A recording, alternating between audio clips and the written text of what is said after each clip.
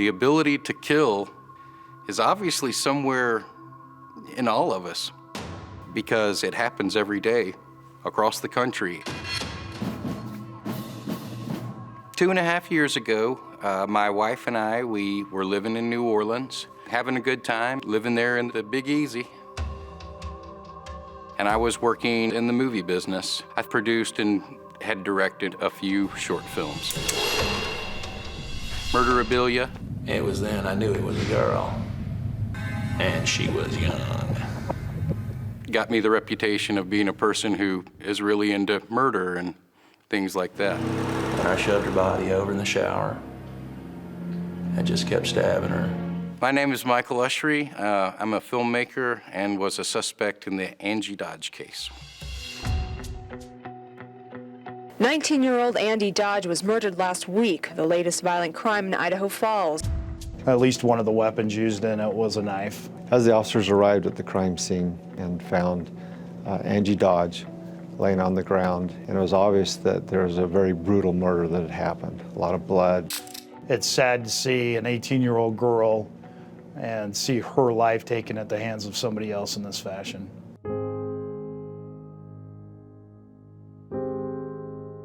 Angie was my only daughter, and she's my baby.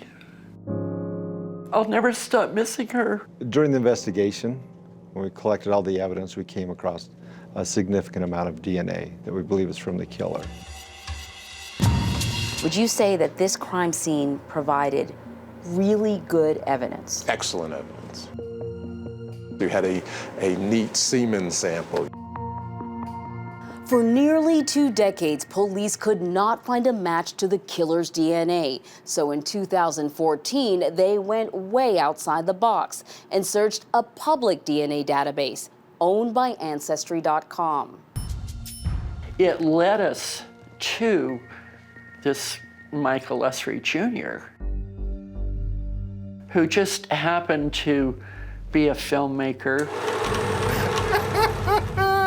Films of homicide, kind of a murder mystery filmmaker. Then he cuts off her head. It was pretty creepy. We had Louisiana State Police call him.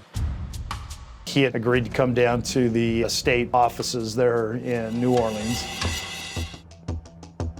The majority of the time that I was in the interrogation room, I just didn't know what they were talking about. They finally had to look at me and go, no, we think that you, Michael Ushery, we think that you're involved in this murder case. My whole purpose is to find who killed Angie Dodge. Nobody ever thinks that they're gonna get picked up by the police and taken into an interrogation room and questioned about a murder. When it happens to you, it's definitely a game changer.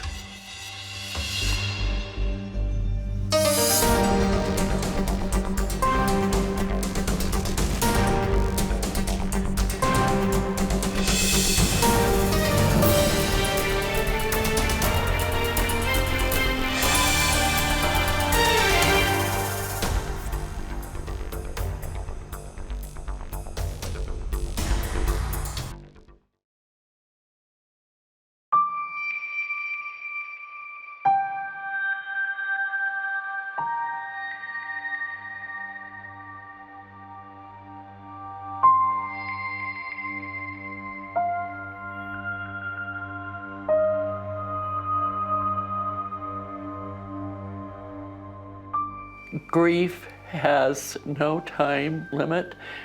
I can't let go. I can't let go of her.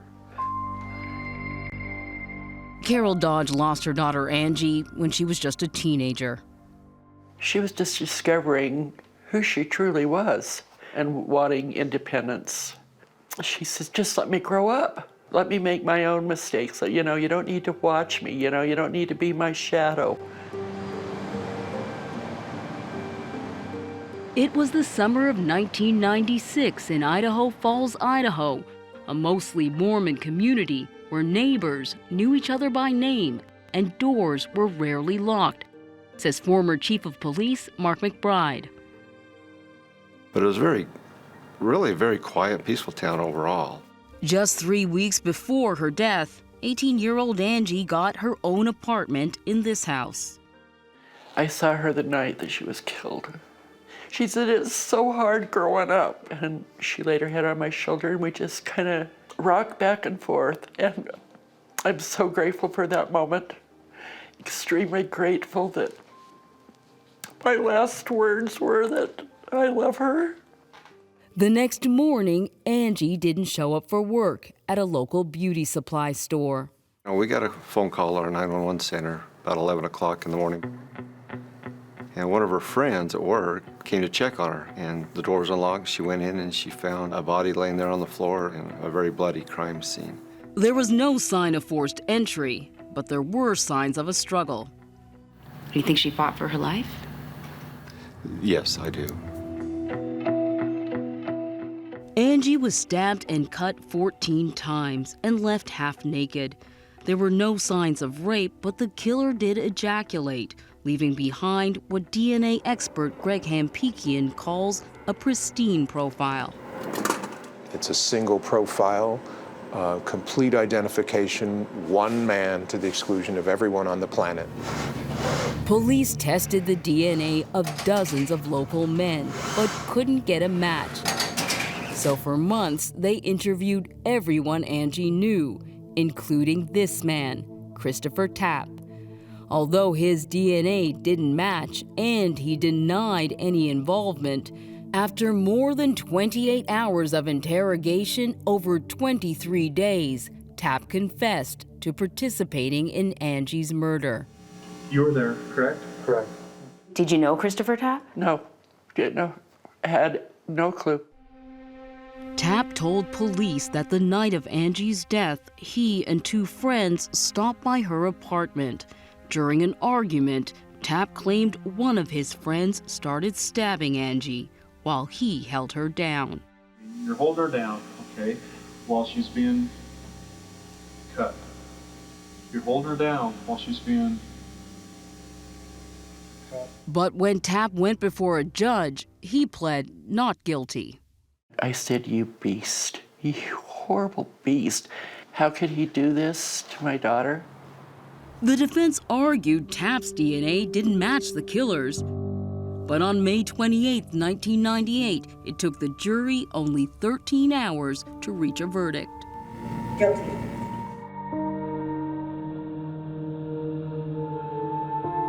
Nearly 2 years after Angie Dodge was murdered, Chris Tapp faced his punishment, with Carol Dodge glaring at him.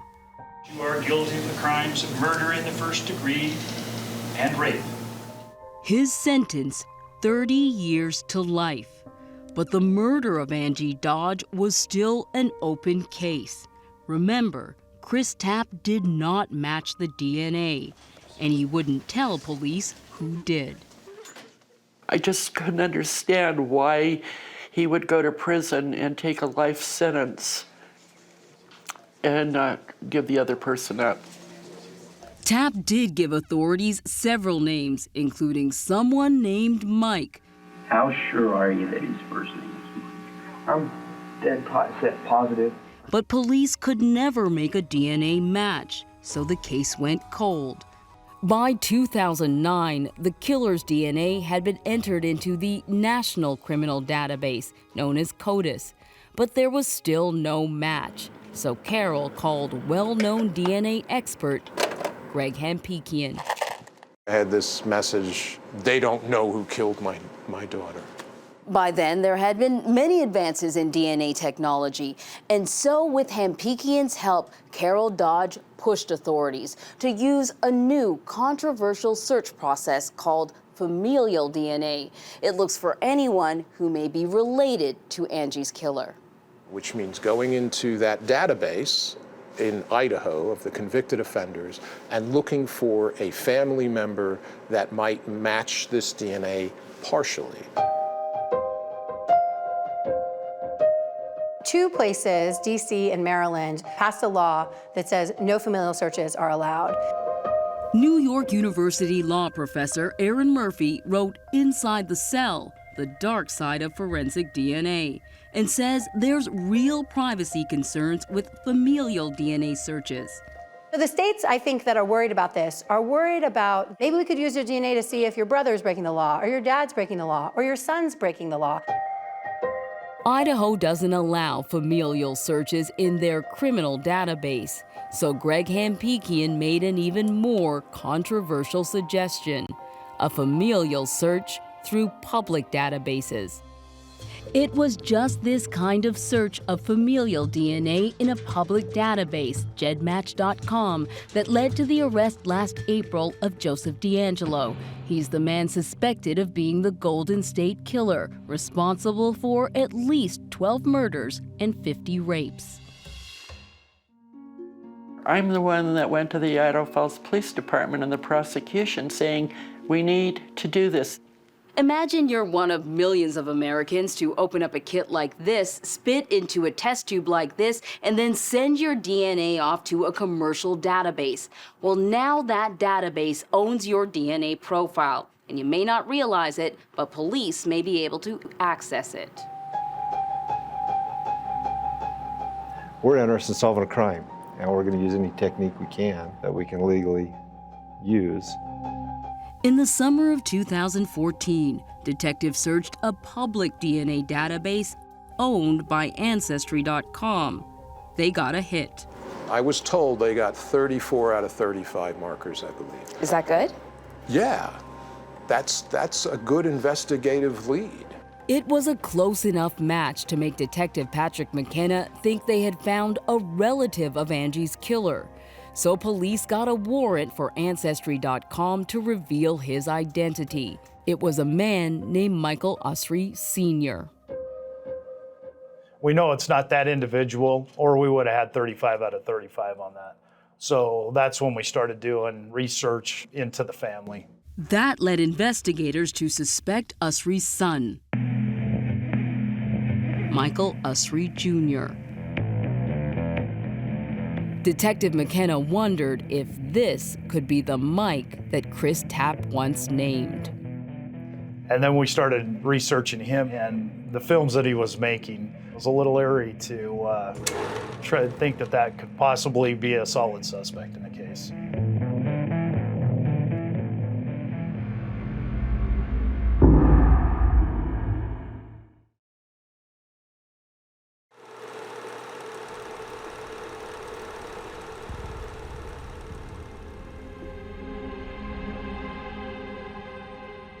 I have to ask you this question. Yes. Do you have a particular interest in murder?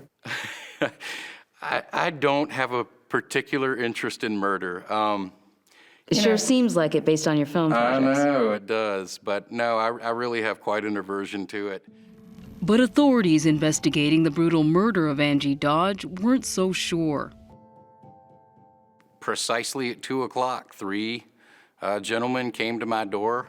In December of 2014, more than 18 years after Angie's murder, two detectives from Idaho Falls and a Louisiana State Police officer brought Michael Usry Jr. to a state police office near the New Orleans Superdome and started grilling him. They said, "So what about your travels to Idaho? Have you ever been to Idaho?"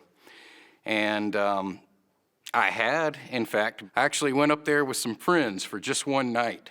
He was 19 years old back then, and he and his friends drove to Rexburg, Idaho, passing right through Idaho Falls. Well, they were really interested in that.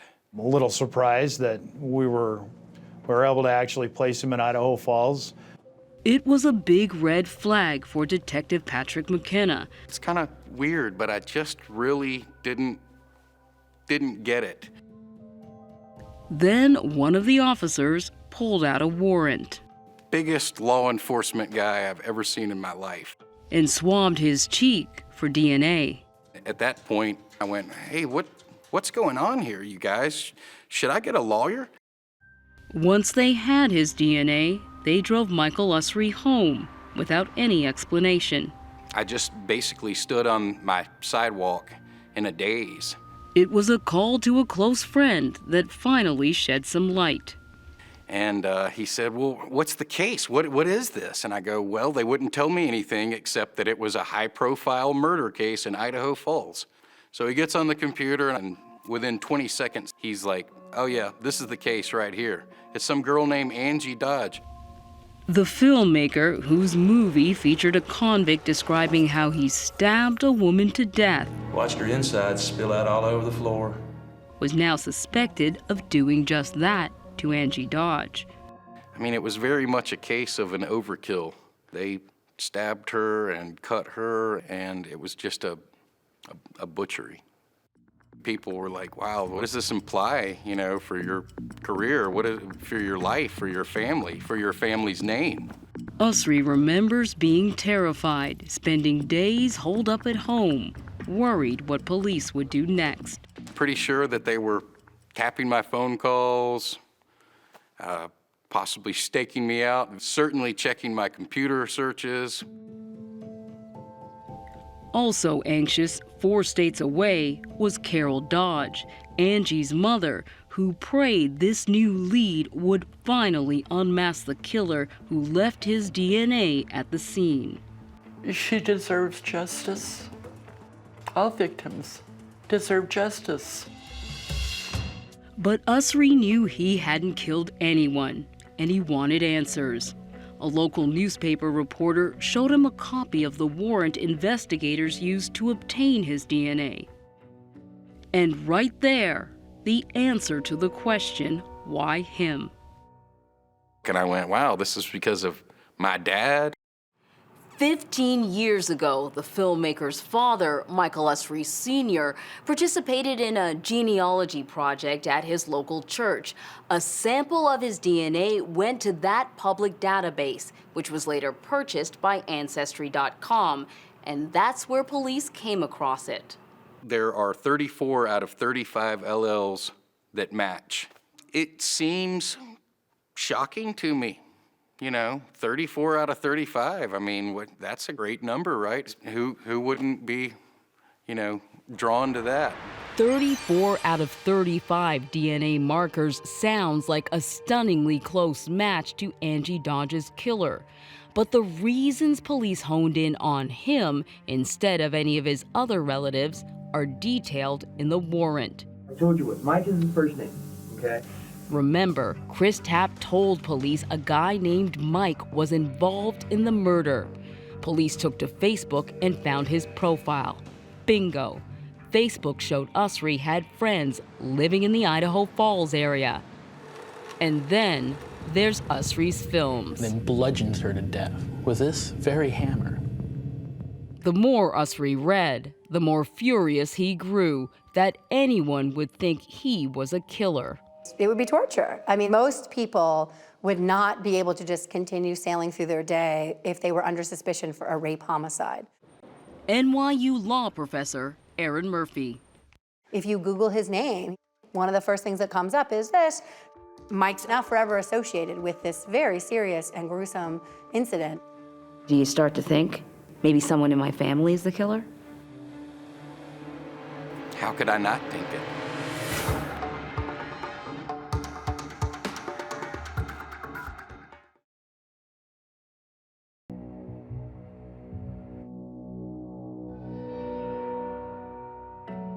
Michael Usry worried every day. He knew that Idaho Falls police suspected him of murdering Angie Dodge, and the uncertainty of what would happen next kept him up at night. Until January 13th, 2015, more than a month later. They sent me an email, and it says, Michael Usry Jr., we just wanted to let you know that your DNA did not match our crime scene DNA, something you already knew. In an email from police, Michael Usry was officially cleared of the murder of Angie Dodge, but he was still thoroughly traumatized.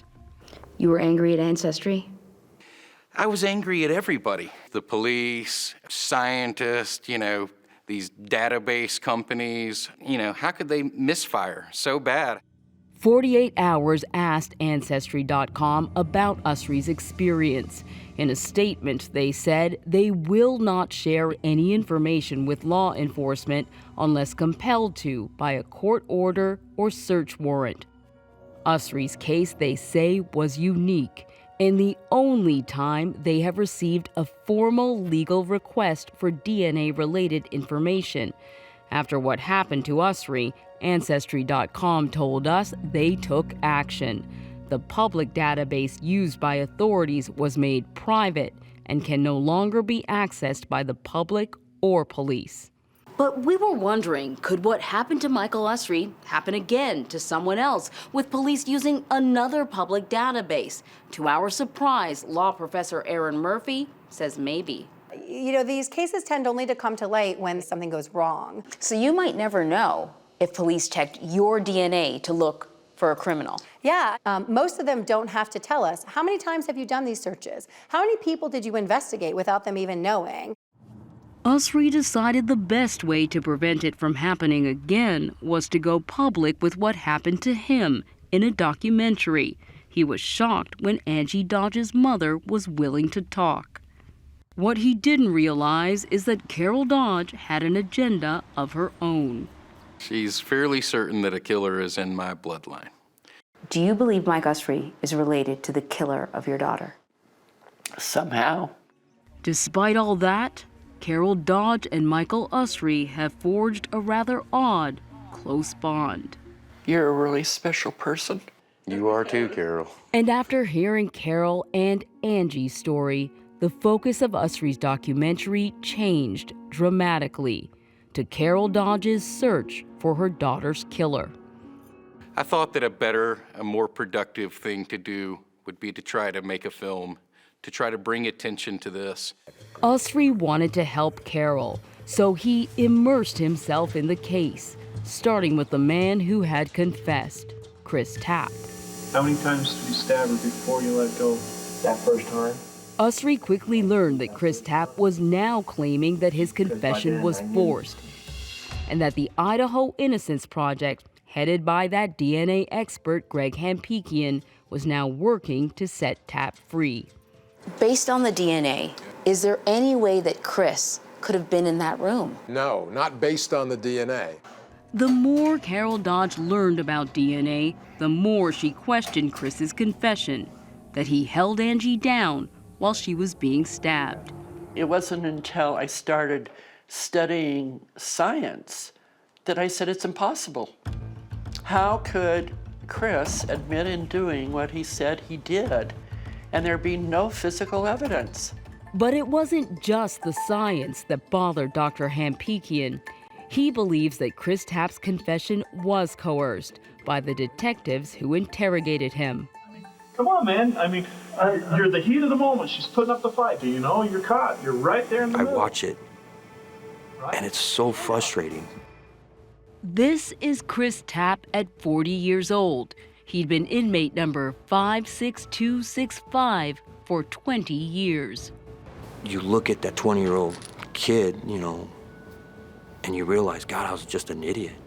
Think hard about it. I know it's there.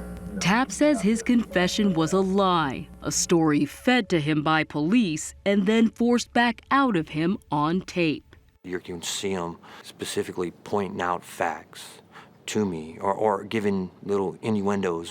This would be the stairs going up. Okay, so you went up these stairs. Or hints of how the murder went down. Well, it's the porch that goes outside.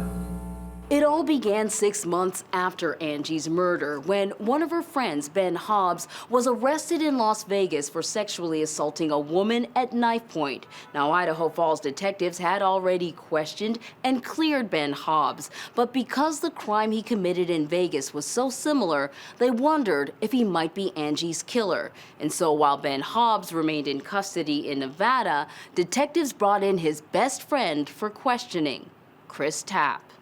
Emphatically, I said, I had nothing to do with it. I don't know what you're talking about. I'm going down. There's no way. But instead of leaving it at that, Tapp cooperated. I felt like, trust them, they're not going to do anything wrong. He doesn't know they can lie to him. And most innocent people have no idea that the interrogators can lie to you. First, Tapp was told that there was irrefutable evidence that his friend Ben Hobbs killed Angie Dodge and that Tapp was there when it happened.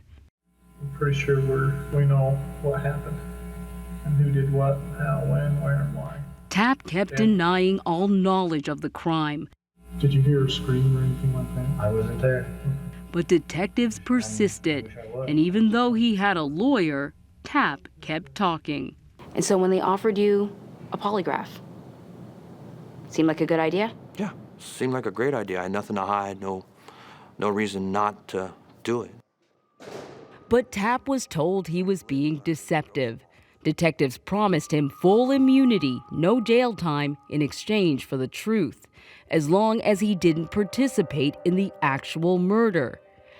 That's when Tapp says he started telling police what he thought they wanted to hear. No, are you sure Ben's there? Yes. You're positive? Yeah. Yes. Tapp told detectives he was there when Ben Hobbs killed Angie Dodge. You told him don't do it. Yeah. Okay, so did he have the knife then? Pardon? Then, just hours later, a shocking twist. Detectives learned that Ben Hobbs did not match the killer's DNA. Tapp was told there was now evidence that a third man was at Angie's apartment that night, Jeremy Sarges, a friend of Tapp and Hobbs. 90 minutes later, Tapp was blaming Sarges for Angie's murder. I continued to lie. I continued to give them story after story, and they should have just stopped. But they didn't.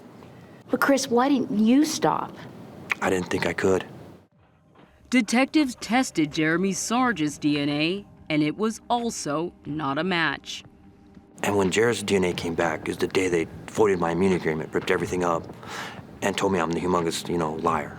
That's when Chris Tapp says police pushed him to change his story one last time. After 23 days and 7 interrogations, Chris Tapp confessed to participating in Angie's murder. You hold her down, okay, while she's being cut. You hold her down while she's being cut. That's what was the end of it all. That's what brought me to prison. Authorities have repeatedly dismissed Tapp's claims of a forced confession until 2016, when a shocking discovery would change the game. Never-before-seen videotapes of 7 polygraph exams administered to Chris Tapp. Tapes that convinced even Carol Dodge that Chris Tapp is innocent. Chris Tapp basically just got railroaded. Carol Dodge took on a new mission to free the man convicted of her daughter's murder and find the killer who left his DNA, even if it turned out to be a member of Michael Usry's family.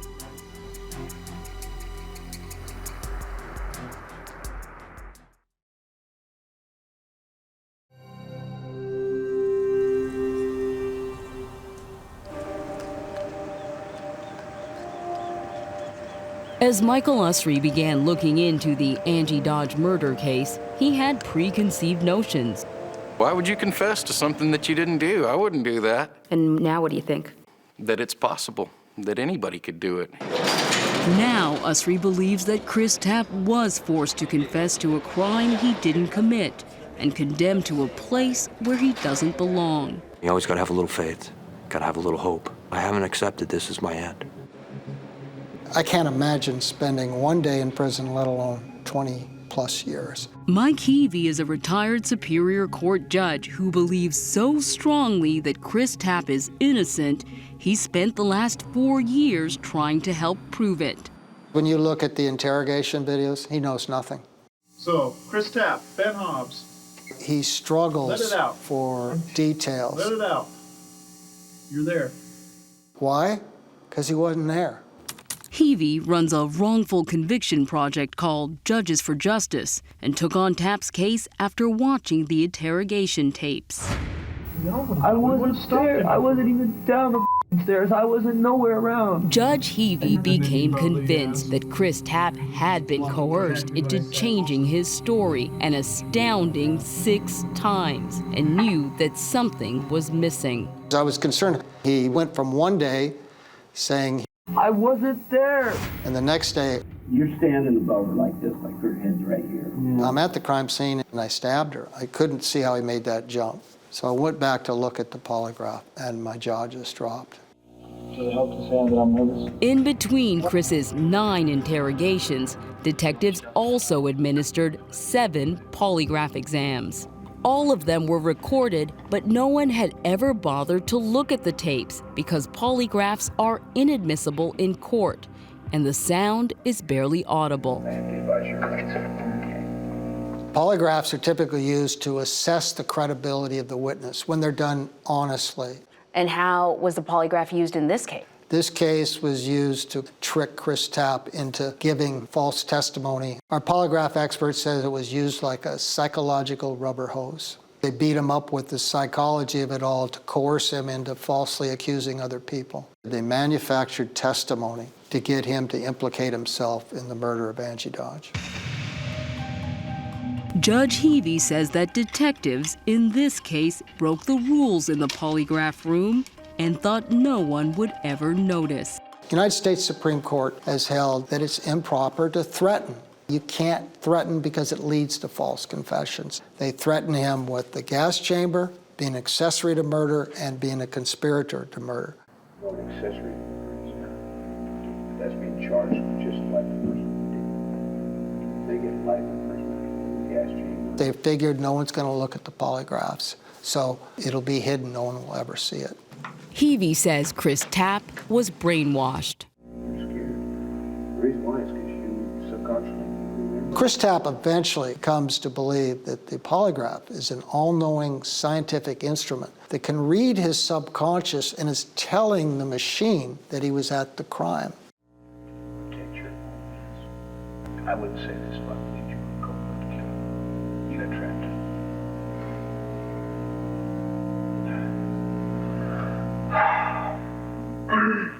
Chris finally says, yes, I stabbed her because Ben threatened me.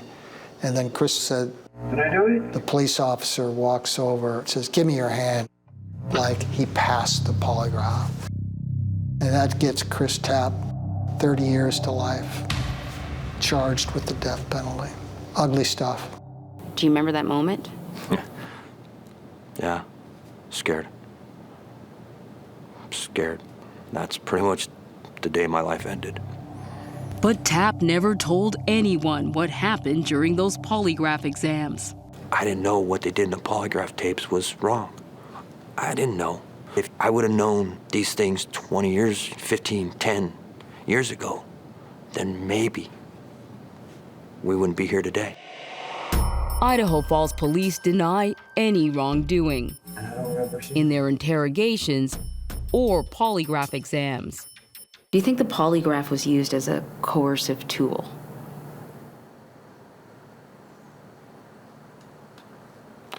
Well, I don't know that was the intent. I think the intent is to find out the truth. Over the years, the courts have upheld Tapp's confession as valid and admissible, and not the product of coercive police conduct. I don't think they were trying to cause harm. It wasn't any malicious intent, I don't think. It's hard for me to wrap my head around what the police are thinking. John Thomas is Chris Tapp's appellate attorney. It's okay. You made a mistake. Just say, hey, I made a mistake. We got the wrong guy. Let's all rally around and let's get the right guy. Mike Heavey was hoping that the newly discovered polygraph tapes would be enough for a judge to grant Chris Tapp a new trial. Those polygraph videos, now new evidence, they're the wedge to get Chris in front of a judge to see the coercion that went on. Oh, don't make him any tighter. The polygraphs are the answer to getting them out. What's your biggest fear when it comes to this case? I guess my biggest fear of this entire case would be that it just continues on indefinitely. Chris stays in jail. Carol continues to search. I hope he walks out a free man. It's not often you hear the mother of a victim say that about the only man serving time for her daughter's murder. True.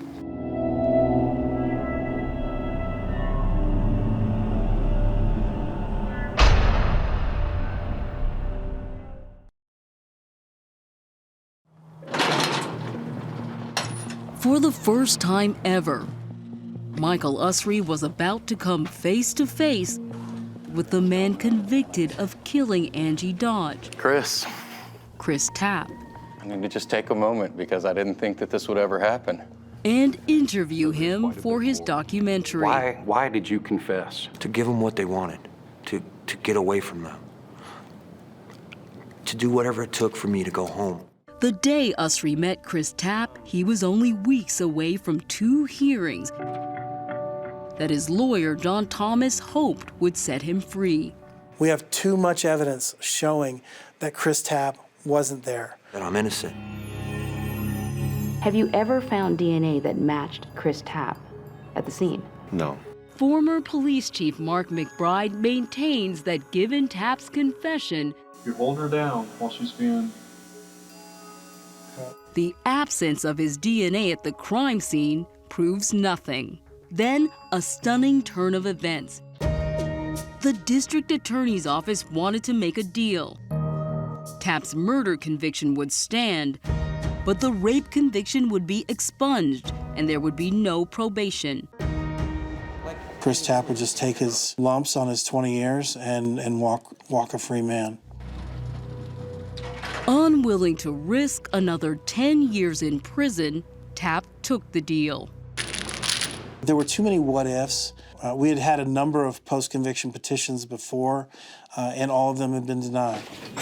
The next day, a 48 Hours producer followed John Thomas as he sped to the county jail, paperwork in hand. We are headed to the jail to get Chris to review the plea agreement, and if he reviews it and agrees with it, I will sign it, and he'll be out of prison for the rest of his life. What you got there? Got it. Signed. Signed and sealed. It's all good. 48 hours later, Tapp supporters Greg Hampikian, Mike Heavey, and even Michael Usry had made it to Idaho Falls for an emergency hearing. Nervous.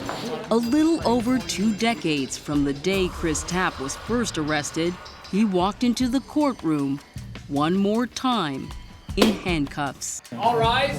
This court is now in session. The Honorable Alan Stevens presiding. And after some legal formalities, did you read the stipulation, every line of it, before you signed it? Yes, Your Honor. Carol Dodge was called on to make a victim impact statement on behalf of her daughter, Angie. Go ahead, Miss Dodge. I stand here today not as a victim, but I am a survivor of a horrific crime that took my daughter's life. Chris Tapp fought back tears. And I hope that you will help me find justice for Angie.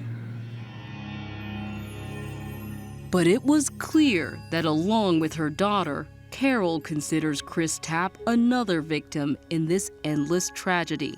But I'm extremely happy for you that you have your life back. Mr. Tapp. But the judge still had to sign off on the deal. And then, with just a few words, and I do accept the stipulation. Judge Alan Stevens set Chris Tapp free. Chris's handcuffs were removed, and Carol Dodge was the first to hold him in her arms. It was good, Christopher. It was great. Just feet away from the celebration, Victory! the hunt for Angie Dodge's killer continued. I got a tap on the shoulder from one of the bailiffs, and he said that Detective McKenna wanted to talk to me. Detective McKenna showed Michael Usry this sketch of Angie's killer. It was made with new technology that claims to recreate facial features using DNA. When he showed me the sketch, there was a split second where I really had this fear that I would actually recognize this person. But Michael Usry was, once again, a dead end. It was not a face he knew. There was a little bit of relief when I saw the composite sketch, because I have never believed that someone in my family could be involved in a crime like this. It's highly likely that his family has nothing to do with this crime at all. While police still believed that Usry's family tree contained a killer, law professor Aaron Murphy disagreed. 99% of people match to one another on the genome. So I will match someone who lives on the other side of the globe, who has no direct genetic connection to me whatsoever, and just because we're human beings. So what's really important to ask is, what's the quality of the match? How much information did you look at? As it turns out, Professor Murphy was right. On Wednesday, July 12, 2017, Idaho Falls Police put out this press release stating that they took the DNA testing to the next level and recently received a DNA report that clears Michael Usry Jr. and his family of involvement in the Angie Dodge homicide case. The report from the DNA lab also stated that they were 87.63% confident that the unknown DNA from the Angie Dodge crime scene did not match the Usry family. Carol Dodge must now find the strength to keep going. You have to be really strong to continue the journey to justice. I don't know how she goes on, and yet I can understand how she could never quit. Carol is worried that police will never catch Angie's killer if they remain focused on their theory of the crime, that Chris and two of his friends killed Angie. I hope that they can now go forward and get out of the Chris Tapp box. Stop looking for 2 to 3 people when we just have one DNA. That's all we got is one DNA. Everyone involved in the case has vowed to never stop searching for the man who murdered Angie Dodge. Even the young filmmaker once suspected of being her killer. You could have walked away. And I probably would have. I continue to stick with it mainly because of Carol Dodge. I want to help her. I love Carol. We're in it together.